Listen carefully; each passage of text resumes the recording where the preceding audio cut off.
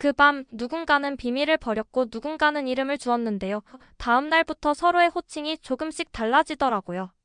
재단의 전산 시스템에서 보호자 변경이 공식 폐기되고 교환 리스트가 공익 기록으로 봉인된 다음 날이었는데요.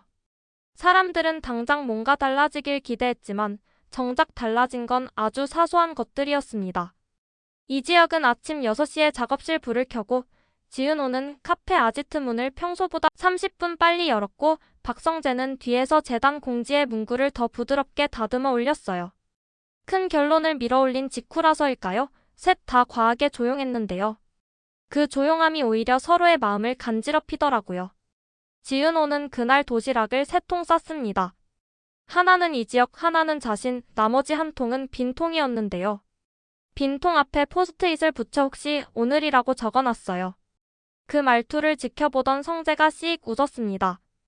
혹시가 꼭 오더라. 그 말이 농담처럼 가볍게 지나갔지만 저녁쯤이 되자 정말로 혹시가 골목 모퉁이에서 나타났습니다. 지강호였어요.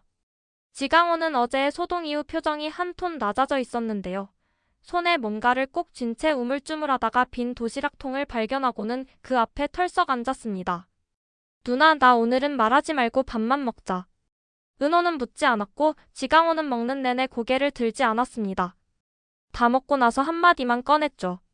나도 입양 관련 상담 신청했어. 그 말이 가느다란 실처럼 길에 풀려 있었고요. 은호는 그 실을 조용히 손가락에 감았습니다. 잘했네. 같이 걸어가자. 비슷한 시각 이지혁은 현장에서 도면을 다시 고치고 있었어요. 하늘건설과의 협력 파일럿 계약이 조건부 승인으로 돌아오자 그의 얼굴에 희한한 미소가 한번 스쳤거든요. 박진석이 제시한 조건은 생각보다 까다로웠고 내부 반대도 만만치 않았는데요. 이지혁은 오히려 마음이 편했습니다. 싸울 상대와 설득할 상대가 명확해지면 오히려 속도가 난다는 걸 그는 몸으로 아는 사람이었어요. 그때 전화가 울렸습니다. 지혁아, 재단 쪽 공동 심해 일정 오늘로 땡겨졌어. 박성재였습니다. 이미 가는 중이에요. 지혁은 도면을 말아어깨에 걸고 이동 중에도 메모를 덧대면서 재단으로 향했어요. 심의실에서 벌어진 건 기술과 사람이 동시에 얽힌 대화였습니다. 어느 심사위원이 물었죠. 수익률 이대로면 부족합니다. 지혁은 고개를 끄덕였습니다. 맞아요. 대신 유지비가 낮고 고장률이 떨어지도록 설계했어요. 5년 뒤에 비용이 지금보다 줄어드는 구조입니다. 또 다른 위원이 묻습니다. 커뮤니티는? 지혁이 웃음을 살짝 지으며 말했어요. 여기서부터는 제 파트너가 대답할 겁니다. 그리고 잠시 뒤 문이 열리며 지은호가 들어왔어요. 지은호는 준비해온 손그림과 사진들을 펼쳤습니다. 같이 산다는 건요, 같이 불편해지는 걸 견딜 각오가 있다는 뜻이더라고요. 단지 안에 공동 세탁실을 넣자고 하면 다들 싫어하시는데요. 대신 주민당 전기료를 일괄 낮추고 포인트를 적립해 지역 상권에서 쓸 수 있게 하면 태도가 달라지거든요. 불편이 권리로 변하는 순간을 만들어 보려고요. 말투는 나직했는데 설득은 단단했습니다. 위원들 표정이 미세하게 누그러졌고 박성재가 멀찍이서 그 반응을 체크하며 간단한 문구를 심의 기록에 추가했죠. 관리 주체의 투명성 확보, 날들 기금과 연동. 회의가 끝나갈 무렵 누군가 갑자기 곁눈질로 속삭입니다. 두 사람 요즘 사이가? 지혁이 살짝 멈칫했는데 지은호가 먼저 웃으며 잘라 말했어요. 지금은 1파트너예요. 마음은 나중에요. 덕담처럼 들렸지만 내부에선 동공지진이 살짝 났습니다. 이 심의가 프로젝트 승인의 문턱을 넘는 순간이었거든요. 움직이지 않고 버텨야 하는 자리에서 둘은 자꾸 같은 쪽을 받고 같은 쪽으로 고개를 끄덕였어요. 저녁엔 이상철이 재단 앞을 배회했습니다. 안으로 들어가진 않았고 회의실 불이 켜져 있는지를 보기만 했어요. 김다정이 전화를 걸었죠. 여보, 추워요. 집에 와요. 이상철은 짧게 대답했습니다. 불 꺼지면 갈게. 오늘만. 손에 쥔 종이 봉투엔 김다정이 싸준 유자차 티백과 따뜻한 물병이 들어있었고요. 우리가 가족을 지키는 방식이 참 다르다고 그는 그날따라 오래 생각했어요. 젊었을 땐 싸움으로 지켰고 나이 먹으니 기다림으로 지키더라고요. 한편 고성이는 단 한 통의 전화를 걸었습니다. 진석씨 하늘건설 지역 재생 파일럿 내 이름 빼요. 박진석이 반쯤 비웃듯 물었죠. 이제 와서 왜? 고성이는 길게 설명하지 않았습니다. 은호가 부탁했어요. 뒤에서 치우는 엄마 연습하라고. 전화 너머가 잠깐 조용해졌고 박진석은 낮게 대꾸했어요. 그래 그러자. 그 그래가 쉽지 않은 말이란 걸 둘 다 알고 있었어요. 다음 날 하늘건설과 재단 그리고 소규모 스튜디오가 함께하는 공동 협약식이 열렸습니다. 사진 찍고 악수하는 이벤트 같은 장면이 이어졌는데요. 여기서 예상에 없는 변수가 터졌어요. 협약서에 깃발처럼 꽂혀있던 조건 항목에 마지막 순간 누군가 빨간 줄을 하나 그었습니다.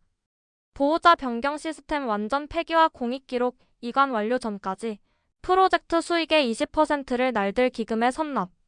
박진석이 서명을 멈추고 고개를 들었죠. 이 조항 누가 넣었나? 박성재가 한 발 나섰습니다. 제가 넣었습니다. 협약장은 묘하게 싸늘해졌고 몇몇 임원은 즉석에서 반발했어요. 지나치네. 박성재는 물러서지 않았습니다. 지나치게 바꿔치기를 했으니 지나치게 책임져야지요. 그 말이 도발처럼 들렸지만 문장 안에는 이제 끝내자라는 뜻이 있었어요. 박진석은 잠시 침묵하다가 결제인 도장을 꾹 눌렀습니다. 좋다. 단 결과 보여줘. 싸움이 아니라 거래였고 거래 안에 진심이 섞여 있었죠. 협약식이 끝나고 지역과 지은호는 아지트로 돌아와 늦은 점심을 먹었습니다. 그때 빈 도시락통 주인이 나타났어요. 박성재였습니다. 남는 통 오늘은 내가. 그는 식탁 한쪽에 앉아 도시락을 열고 처음부터 끝까지 말없이 먹기만 했습니다. 다 먹고 물을 한 모금 마신 뒤에 한마디 꺼냈죠. 두 사람 오늘 잘했다. 그 말 한 줄이 지친 등줄기를 펴줬고요. 지은호가 웃으면서 덧붙였어요. 성재 선배, 오늘은 우리 말고 선배 이야기 좀 해요. 의외로 박성재는 자신의 이야기를 잘하지 않는 사람이었거든요. 하지만 그날은 예외였어요. 내가 제일 무서워하는 게 뭔지 알아? 내가 판을 움직였다는 걸 누가 알까봐가 아니라 내가 빠지면 판이 멈출까봐. 그는 처음으로 속내를 털어놓았습니다. 근데 요즘은 너희가 있으니 덜 무서워. 그 말은 고백이 아니라 신뢰였고 신뢰는 종종 사랑보다 오래 가더라고요. 그날 밤 예상치 못한 일이 벌어졌습니다. 하늘건설 내부 보안망에서 침입 시도가 탐지됐고 전산팀이 역추적에 들어갔는데요. 로그인 시도 IP가 이상하게도 재단 측 공유망과 카페 아지트 근처 공용 와이파이를 번갈아 가리키고 있었어요. 누군가 장난을 치는 건지 내부자가 의도적으로 섞은 건지 파악이 쉽지 않았습니다. 박성재는 즉시 모든 임시키를 회수하고 모든 서브 권한을 동결했습니다. 동시에 아주 짧은 문장을 지역과 지은호에게 보냈어요. 오늘 밤 각자 조심.